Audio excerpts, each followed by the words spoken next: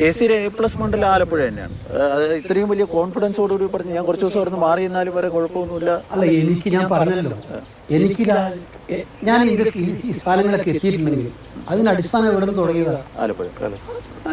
ഞാൻ MLA ആവുന്ന അവിടുന്ന് MP ആയതുകൊണ്ടാണ് ഞാൻ ആദ്യം എനിക്ക് കിട്ടിയത് പാർലമെന്ററി പാർട്ടി വിപ്പ് മാത്രമാണ്, ഒരു വിപ്പ്, പ്രതിപക്ഷത്തിൻ്റെ വിപ്പ്.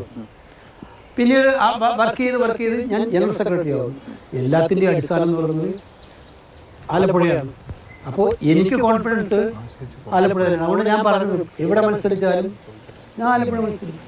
അതെ, ഈ ആലപ്പുഴയിൽ നിൽക്കുന്നതിന് അപ്പുറത്തേക്ക് കേരളത്തിലേക്ക് വരണമെങ്കിൽ എത്ര സീറ്റാണ് ഇപ്പം? നിങ്ങൾക്കൊരു കുറേ സർവേയെ കുറിച്ചൊക്കെ പറയാനുണ്ട്. കോൺഗ്രസ് ആ സർവേ നടത്തി, ഈ സർവേ നടത്തി. എത്രയാണ് പ്രതീക്ഷ? കനകുലു സർവേ. ഇതെല്ലാം കനകലു എന്ന് പറയുന്നത് കോൺഗ്രസ് പാർട്ടിയിലെ ഒരു പ്രവർത്തകരും ഇപ്പം അതുമായി ബന്ധപ്പെട്ട ഏറ്റവും പ്രധാനപ്പെട്ട ആളുകളാണ്. അത് പാർട്ടിയുടെ തന്നെ ഒരു ആളാണ്. പണ്ട് അയാൾ സ്ട്രാറ്റജിസ്റ്റായിരുന്നു, ഇന്ന് സ്ട്രാറ്റജിസ്റ്റായിട്ടല്ല അയാൾ വർക്ക് ചെയ്യുന്നു. കോൺഗ്രസ് പാർട്ടി പ്രവർത്തനമായിട്ട് വർക്ക് ചെയ്യുന്നു.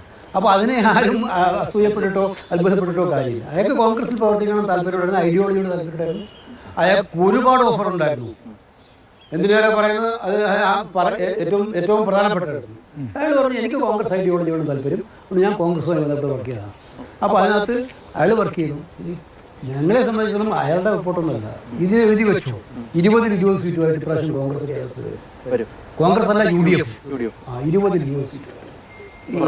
ഈ വനിതാ ന്യൂനപക്ഷ പ്രാതിനിധ്യത്തെ സംബന്ധിച്ച് എന്തെങ്കിലും ഒരു കൂടുതലായിട്ട് കൊടുക്കാമായിരുന്നു എന്നുള്ള തരത്തിലുള്ള എന്തെങ്കിലും ചർച്ചകൾ വന്നിരുന്നു? അല്ല, ഞങ്ങളെ സംബന്ധിച്ചിടത്തോളം സീറ്റ് ജയിക്കുക എന്നുള്ളതായിരുന്നു ഏറ്റവും പ്രധാനപ്പെട്ട പ്രധാനം. അപ്പോൾ ഓരോ സീറ്റിനും ആപ്റ്റ് സ്ഥാനാർത്ഥികളെ കണ്ടുപോകുന്ന സന്ദർഭത്തിൽ ചിലപ്പോൾ വനിതാ സ്ഥാനാർത്ഥികൾ അല്ലെങ്കിൽ പിന്നെ ചെറുപ്പക്കാർ ഇവർക്കൊക്കെ നമുക്ക് അവസരങ്ങൾ കൊടുക്കുന്നതിന് ചിലപ്പോൾ ചില പരിമിതികളുണ്ടാവും. അത് ഞാൻ ഇല്ലയെന്ന് പറഞ്ഞില്ല, കൂടുതൽ കൊടുക്കാമായിരുന്നു. പക്ഷേ ഇതല്ല. കഴിഞ്ഞ പ്രാവശ്യം ഞങ്ങൾ അസംബ്ലി ഇലക്ഷൻ സ്ഥാനാർത്ഥികളെ കൊടുത്തപ്പോൾ ഏറ്റവും കൂടുതൽ പുതുമുഖങ്ങളെയും വനിതകളെയും നമുക്ക് കൊടുക്കുക. അടുത്ത അസംബ്ലി ഇലക്ഷൻ ഞങ്ങളുടെ ലക്ഷ്യം അതാണ്. നമ്മളിപ്പോൾ ഗ്രൂം ചെയ്യാൻ തുടങ്ങുകയാണ്. അടുത്ത അസംബ്ലി ഇലക്ഷൻ ചെറുപ്പക്കാരുടെയും വനിതകളുടെയും ഇലക്ഷൻ ആയിരിക്കും കോൺഗ്രസും UDF നിർത്താൻ പോകുന്നത്.